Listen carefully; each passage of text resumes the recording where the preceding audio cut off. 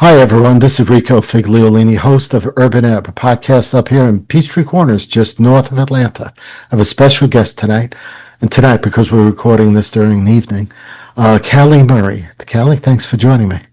Yeah, thanks, Rico. You're actually, where are you right now? You're in Norcross? I'm in Norcross, yeah, You're in historic Norcross. Norcross. Yep. There you go. And I'm in Peachtree Corners. So for those that may not be aware of where that is and stuff, we're literally maybe 15, 20 minutes apart by car. It's not that far, really. Downtown Norcross is fairly close. And the interesting part here is that at night, depending if the window's open and depending what type of night, what night it is, you can hear the train whistle from all the way from Norcross there. Sounds romantic, but for the people next door to it may not be as romantic, maybe. Oh yeah, we live two doors down from the train, so we do like Really? the windows. Yeah. That's great. So Callie is an entrepreneur. She's a marketer, grassroots marketer. She's done some big stuff, worked and been covered by actually news outlets and the Today Show. So why don't you, for those that just joining us, we'd like you to tell us a little bit about yourself. Give us sort of the background on you. Yeah, I think I've just learned I love to build stuff. I love to build businesses. And so I spent my 20s building this real quirky marketing company called The Big Fake Wedding, where we literally hosted fake weddings all over the country. And it gave brides and grooms a chance to see wedding vendors in action. And then from there, I mean, it's like my LinkedIn narrative was going to get real weird. You know, what do you do after a decade of fake weddings? But I sold the business in 2016, and then I've done just different kind of grassroots marketing projects. Worked with King of Pops, the popsicle company, and Sure. a wedding counseling app. And then I, for the last 5 years, have run an HR company. So Same Page HR does fractional HR for small businesses. And so then to throw just another incredibly left field career in there, I now write historical fiction also. So That's amazing to me. And for those, and you have 9 kids. yeah, Right? 7 kids, 9 people in the family, 7 kids. I'm sorry, Yep. 7. Okay, there you go. Got the math wrong on that one. Yeah, we always get it wrong. I'm always counting plates and yeah. I'm trying to give you more kids than you need, maybe. But with all that you have going on, it's just amazing that where did you find time? I interviewed lots of writers. Where did you find time to do the writing, Oh, inspiration? the writing. Well, to be fair, the 7 kids is a little bit of a newer development. So we had 4 kiddos join our family last summer, and so this whole draft was completed before our family doubled. Now I am working on a second book, and that's been a bit of a mess. And I keep thinking like, this is either genius work that I'm putting out, or it is totally unhinged. I'm not quite sure yet, but Okay. I mean, the kids do go to school, and so I do Right. have a work day most days. It's hard to turn on that creative bent, though. It's like, do you like sit in front of that computer? I'm assuming you're doing it on a laptop computer, and Yeah. do you find a little like it's soul sucking sometimes and trying to figure out what you're doing? Yeah, it's funny. It's one or the other. Like there is no middle ground. It is either like I am in the zone and it's exactly just pouring from my soul, or I have nothing to say and I have to just go on a walk. Okay, well, and that's always good anyway. Walks are great. Breathes that oxygen that sort of works the brain a little bit. Right. So when you decided that you wanted to write, what came first? The idea of what to write or where to write it? How did that all come about? Yeah. So it's funny. I've my career in kind of, marketing, entrepreneurship. And so in that word, I mean, I've always loved words, but it's always how can you say things in the smallest amount possible, right? Like marketing Yes. copy. Right. And so I've never really considered long form fiction until, I mean, I guess it was maybe 5 years ago. I was on a plane and finished reading one, and I read the author's note, and it just clicked with me that you're not born a novelist. Like Do this you isn't just, do you yeah, remember the right. novel that you read? I do. Okay, it was young adult. It was about kind of pirates. It was called Fable, a great story. But even the fact that it was like it built this pirate world, Mm-hmm. and And she was thanking all these people that helped her research in the author's note. And it just hit me like authordom is a team sport. It is not something you're just born doing. And so I finished the book on the plane, and plane brain, you're just sitting there thinking, and I was like, oh, could I write a book? And then I started thinking, what would I write it about? Right. And so if you're going to write a book, it gotta be something you're passionate about. You're going to spend a lot of time with it. And so I knew it would be historical fiction. I've always loved historical fiction. Okay. I love the world building part of it. I love that you can kind of feel smart, but also sneak a romance in there, And I've always been fascinated by how World War II came to be. And I mean, I've got kids who keep asking me, are we about to have World War III? And I just keep thinking, there were people that didn't know, you didn't know World War II was going to happen until it happened. So anyway, that was kind of the time period I anchored in. And then foster care and adoption had been kind of an interest in our lives. And so I Googled, this was after the plane ride. I land and I Google foster care World War II. And I find this true story in the depths of the Holocaust Encyclopedia online. And that inspired the Brunswick. Wow. So within days, you had an idea of where this story was going. I did. And actually, it was a small story about a Jewish couple in Philadelphia. And they went overseas in 1939. So this is pre-war, but the war is brewing, like Nazi occupation is happening. Right. And they go overseas and they bring 50 Jewish children to America on kind of a loophole with visas. And there was a small documentary and a memoir about this couple, and I devoured it. I mean, within a day or two, it was just this and I just could not believe that this story hadn't been written in a fictional way, like in a more mainstream way.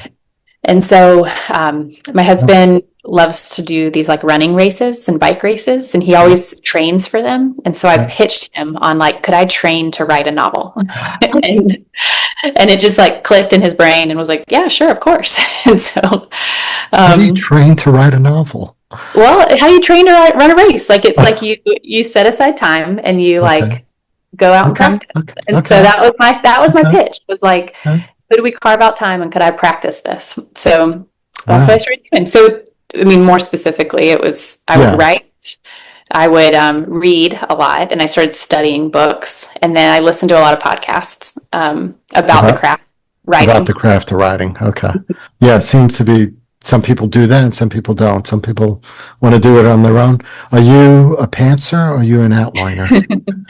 I think I'm an outliner. I like kind of knowing where I'm going, but it's loose. And then I do get surprised on how we get there. Do you know the end, at least to the journey? Yeah.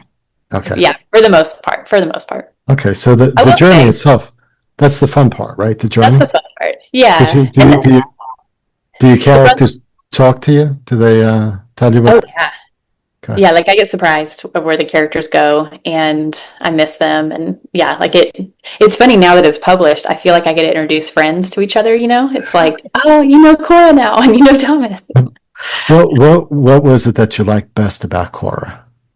About Cora, I love Cora's spunk, and it's funny. The first draft or two I had, Cora was very passive and just kind of watched the world happen to her.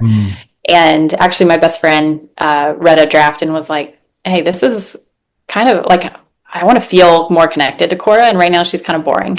So I got to go back and kind of rethink her and say wait, what if you made this decision? Or what if you owned that? Or there's a scene pretty early on a baseball field, and that was a turning point for Cora, where she she got to be kind of spunky. And so yeah, I think I like her spunk. Cool. So the story continues that Charlotte, 10-year-old from Germany, one of the children that end up being adopted, gets adopted by Cora. Right? Do I have that? Not Cora. No, it was someone else in the story. But that's a spoiler. That's a spoiler. Yeah. Sorry about that. You're great. I didn't say the Uh, name. okay. But to draw the string back to Norcross, you decided what? To use an old hotel that used to be, I think, part of Norcross some time ago during the Yeah. 30s, 20s. Yeah. So the true story that I mentioned was set in Philadelphia, and I just couldn't picture Philadelphia. I started Googling it, 1939 Mhm. Philadelphia, and it just wasn't clicking with me. And this is the beauty of fiction, is I got to kind of Yes. imagine, like, well, what if these people brought the children to my town instead? Yeah. And I live in historic Norcross, and Mhm. there is a mile marker, just like a block or two from my house, about the Brunswick Hotel. And it has always fascinated me. It's not there, which is sad. The actual hotel. It's a veterinary clinic right next to Thrasher Park. Yeah. But the I old know the hotel, building. Yeah. yeah, yeah, yeah. So the old hotel though was a place where folks from Atlanta would come up and kind of like it was like a summer resort in this small Yeah. town. And It's amazing. I just thought it was super interesting. I also was fascinated by Maybelle Kane. She was a female entrepreneur 100 something years ago. And so I just started imagining, what if the kids came to the hotel? And Mm. yeah, that's the beauty of fiction is, well, what Right. if Right. Christopher Columbus Lum Howell, that's his name, who was a blacksmith in Norcross, what if he was a part of the story? Or what if Wow. Man Mountain Dean, who was a famous professional wrestler, this is true. Like, what if he was kind of a part of the story? And so that was fun to be able to bring some Norcross So history. you did a lot of research to get this work. I mean, yes, it's a historical novel, so yes, you would have to do research, right? But you did a lot to get it. So did the writing wait on the research, or did Oh, you just barrel ahead and added research as you were going? a little of both. I would say it started with research, and this is what's fun about historical fiction, I think, is it's like you're searching for a story. I mean, it Yeah. feels almost like detective work. So there's a book about Norcross history by Jean Ramsey, and I read that multiple times, and I would just pick out. I mean, certain things would just speak to me, Mm. and you would also find like the book was set in 1939, and this is when Lou Gehrig. It was very famous about Lou Gehrig and ALS started coming Right. out. Yeah. And I like that to me felt like, as I was doing research, like a kind of a magic, like, oh, I think this is a part of the story. And it's almost like you just start like connecting Yeah. these dots along the way. Wow. So when did you ever have writing block while you're doing it? Was For there sure. ever? Yeah, I bet there was actually. Yeah. What was the most exciting part where you finally something connected and you said, okay, this is the part really that makes this story go? Yeah. So I'll tell you, there was a dark night of the soul moment and then an exciting part that came from it. And again, one of the early drafts, Yeah. there was a relationship with Cora and her father.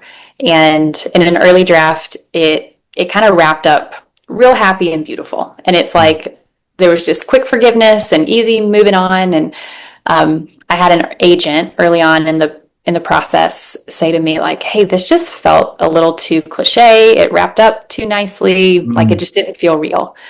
And my best friend again was like, "Hey, Callie, I think you got some own like sometimes you do this with your own personal life. Like you wrap Sure. things up too nicely. You need to go Yeah. like sit with the like devastation of some of this." Yeah. And so that was kind of that like, oh no, how do I what do I do? And Yeah. I actually one night was like, okay, to my husband, I've got to go sit in some misery for a while and like face this relationship and how I want to write it. And I ended up loving like what came from Cora, Yeah. and I've had multiple people say that was one of their like The favorite best. moments in the book, and giving it completely changed the end of the story too. I bet. I bet. And was there ever a part where you actually thought to yourself, I don't like this. This can't be going there. And yet that's where it went.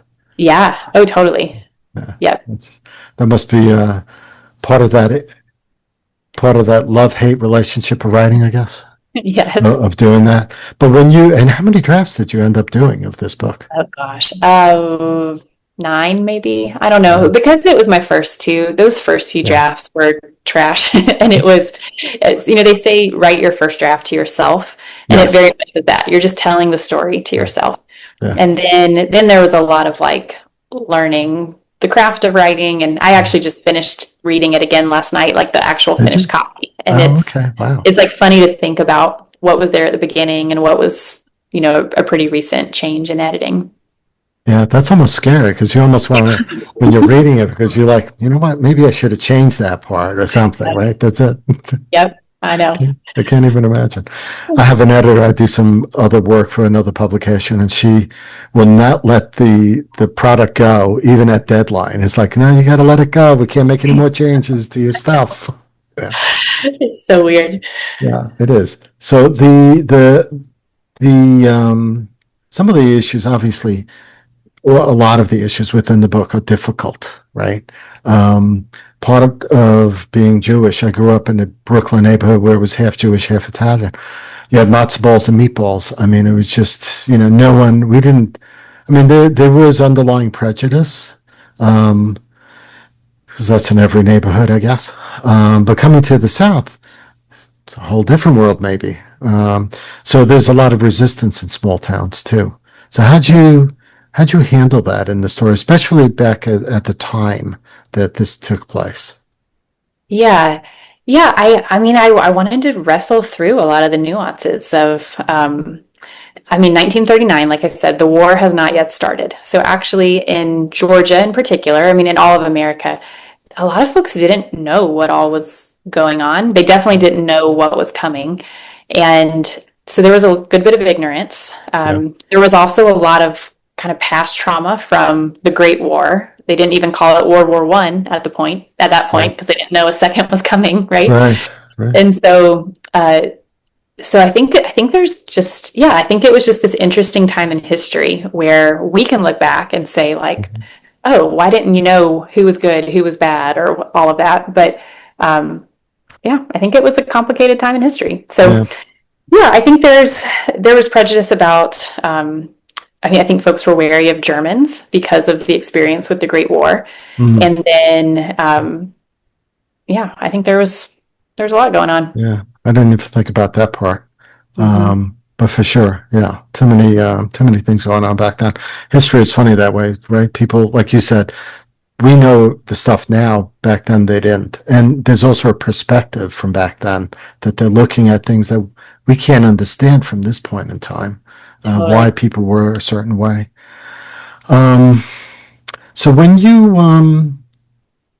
you said you had an agent, but you had more than one agent apparently. Well, no. So at some point I decided, so I wrote this first draft for myself, and then I had my husband and a friend read it, and I realized like readers are fun. Like it is so fun to have people in your story with you. And so that was around the time where I decided I want to figure out publishing this. And so I wrote many, many more drafts, but I wanted to try the traditional publishing route. And so, there's self-publishing and then there's the traditional publishing route. Right. And I just wanted to give that a shot. So I started querying agents, and that was where I had that early draft that went to an agent who said basically, no, it wraps up too nicely, not interested. Okay. And so after a couple weeks of, being really down and doubting everything and maybe I'll just quit writing forever, I got back in it.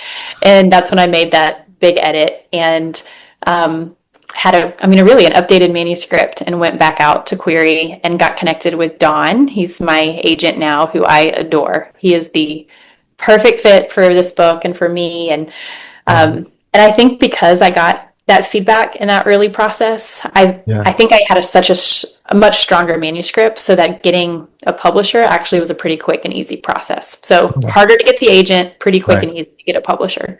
Right. And so ended up getting a 2-book deal, and it's been such a dream situation. I've loved working with everybody. Yeah. So when you got that call from the agent, I understand you were in the middle of something. Okay, that's a great story. Tell me. Yep. Okay, so he sends it out on submission. We're waiting. I know at that point, like at any point, I could get a call. You just don't know. And so I am at a middle school play, middle school musical, and I see my agent's name pop up. And so intermission, I run out and he's like, Callie, you've got yourself a book deal. You're going to like it. I'm going to email it over to you. And so I'm like, oh my gosh. And so I walk back in and the lights go off and I'm sitting front row center. And I know I cannot look at my email. Like everyone will see my phone. I just know that etiquette says I cannot do it. So I spent the next hour in a middle school superhero play knowing I had a book deal that I could not read. Did you run out right after the curtains? I know. Yep. But yeah, it was so fun. That must have been eating you alive. I know. Yep. Did you get an opportunity? This is the book cover for those. This book. Yeah. Did you have any input as far as the choice of cover and stuff? How this looks? Because I thought this looks great. I love the way this came out. Actually, I do too. I love it. Yeah, I was nervous, really nervous about this because so many historical fiction books have, the back of a woman walking away. Right. Like that's kind of, and it's great because immediately it's historical fiction, but I really wanted the Brunswick and I wanted it to be, I gave them a couple of covers and I gave them, I was like, good luck with this. I gave them my covers I liked, and I would say, I like this title. I like these colors. I loved the illustration look. And I was like, good luck figuring out what to do. And this was actually the first draft and I loved it. Like I was expecting to say, change this. I don't want this, but they nailed it. So this was from the publisher. They did such a great job. Wow. They did an excellent job on it. I'm surprised it was the first. I know. Isn't that great? Yep. So you were out there. The book launch happened about, a week ago, I think? Yeah, 2 weeks ago. 2 weeks ago. Great reception from what I understand. You're in the midst of writing another one. Your second, the book 2, I guess. Just to tease it a little bit, can you tease it a little bit? What is that? Is that a continuation? It can't be. No, not a continuation. It is 1938, so similar time period. It's Georgia, but it's set in Thomasville, which is South Georgia.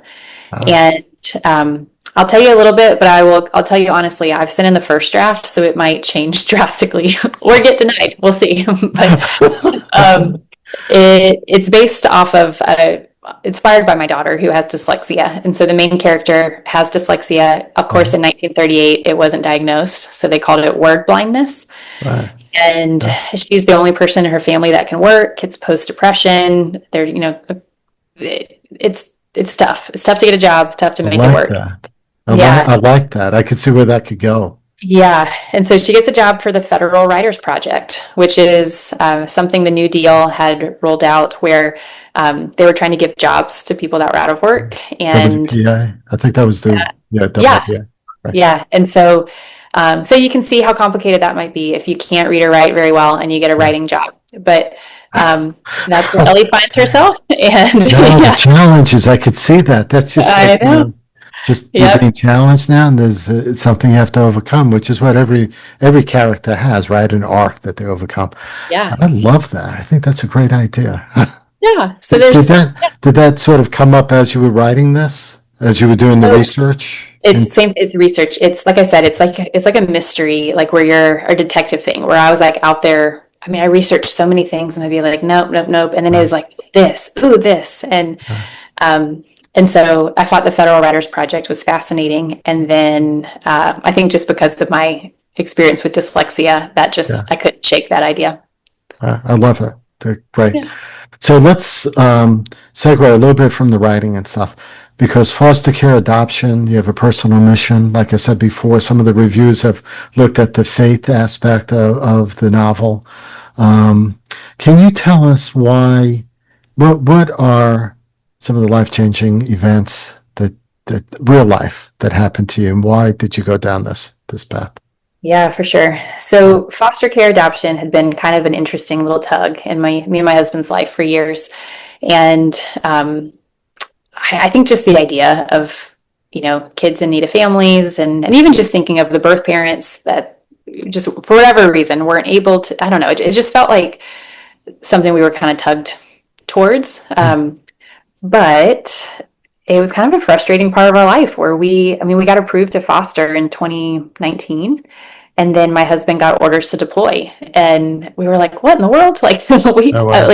so we closed our home while he deployed. And while he was gone, I had a neighbor who was a single mom. She got custody of her nieces, and we Mm. were involved with an organization called Promise 686. They're Yep. headquartered in Peachtree Corners, Yep. and they created a care community for our neighbor. And it was just this beautiful way to wrap around this family with Yeah. neighbors who would help with meals and rides and childcare.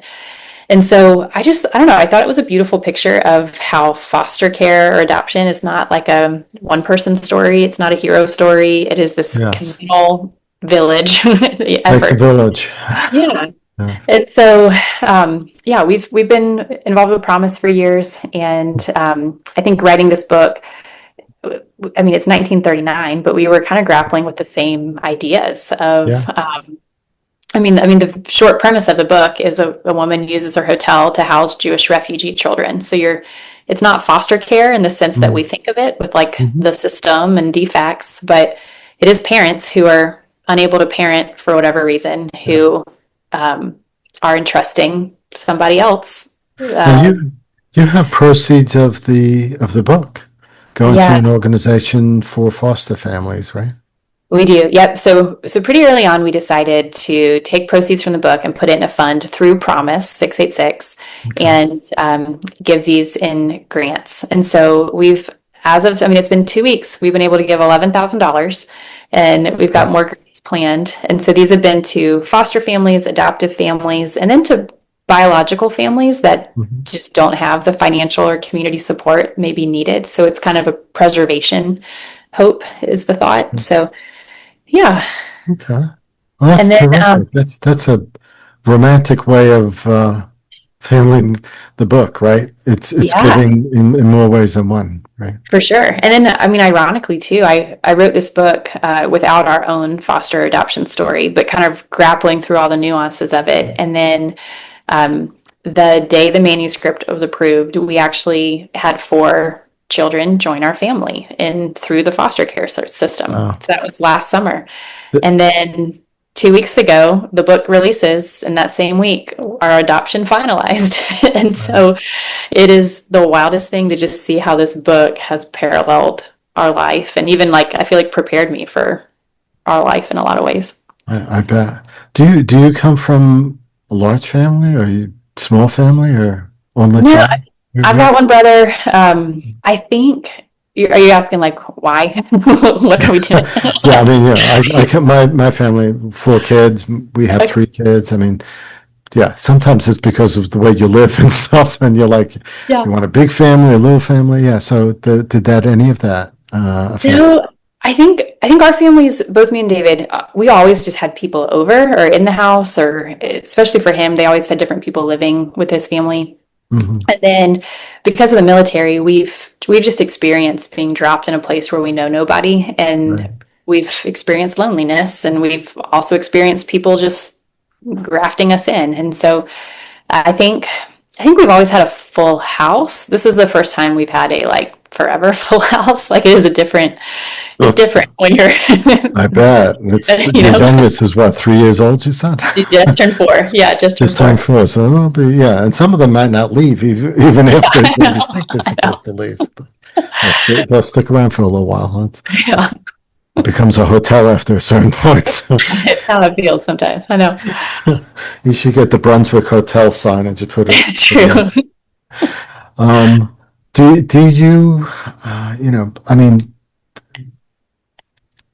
grappling with everything that you've done, and now you're heading into the second book, and obviously it's a little different. You got a really busy house.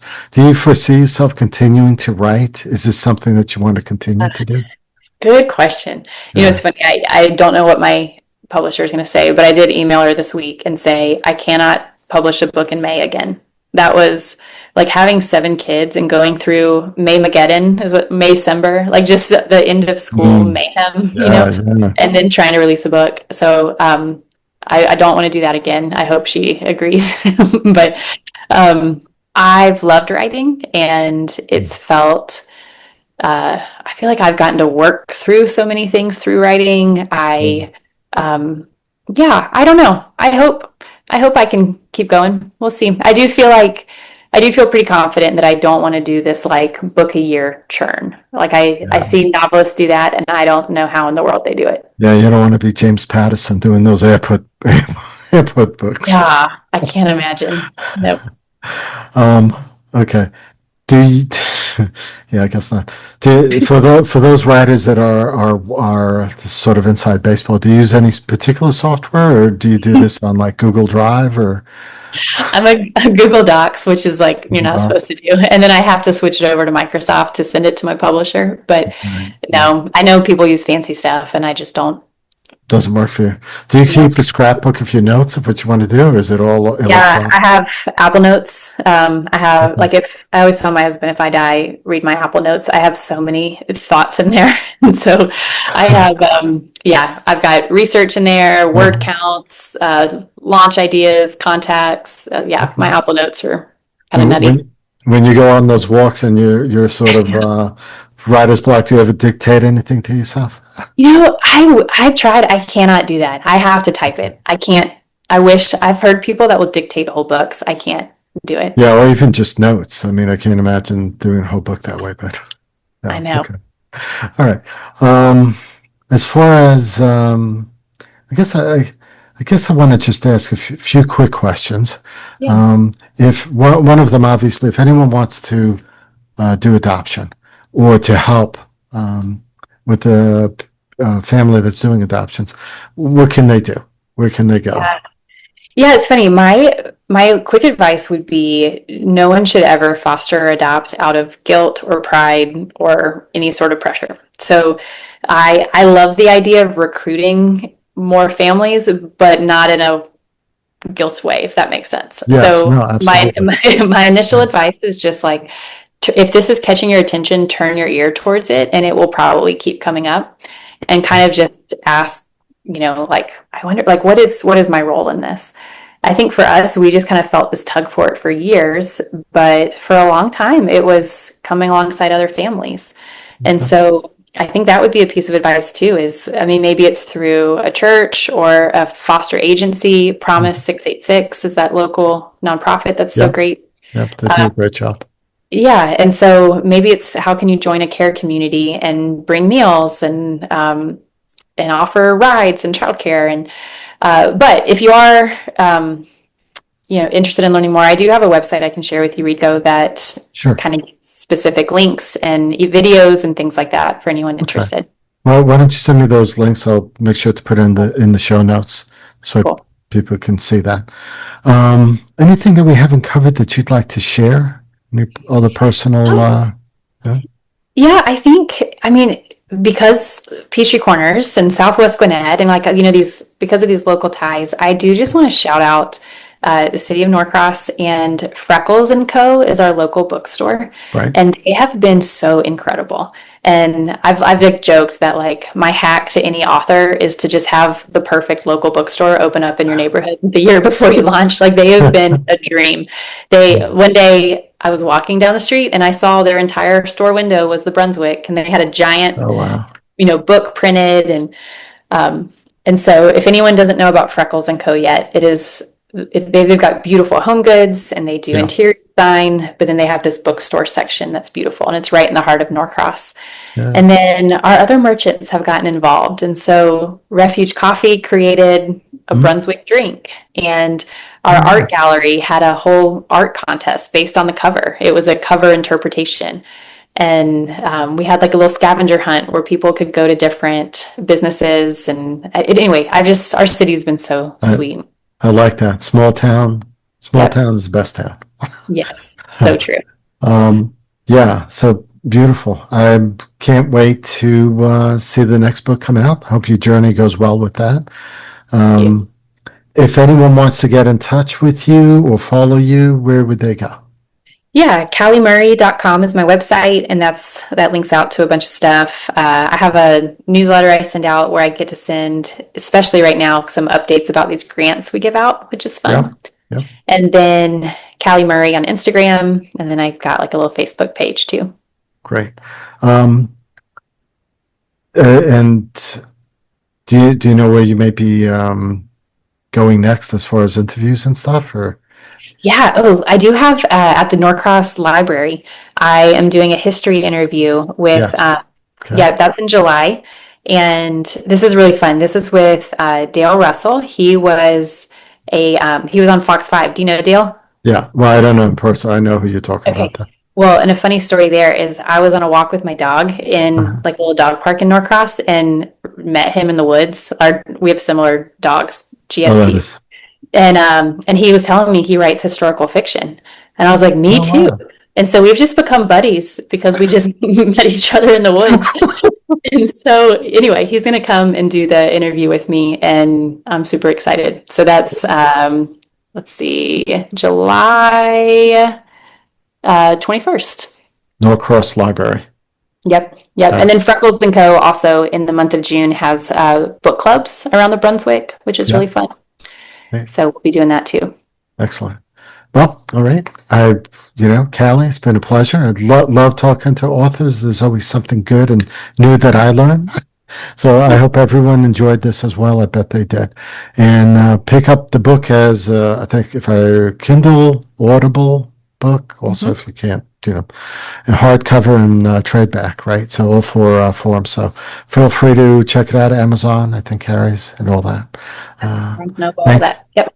Yep. Thanks. Stay with me for a minute. Everyone else, I appreciate you joining us. Do check the show notes for the links that we just discussed. And if you want to leave comments, do it there. If you have specific comments for Callie, reach out to her on Instagram or other social media as well. But thank you all for joining us. Appreciate it. Thanks, Callie. Thanks.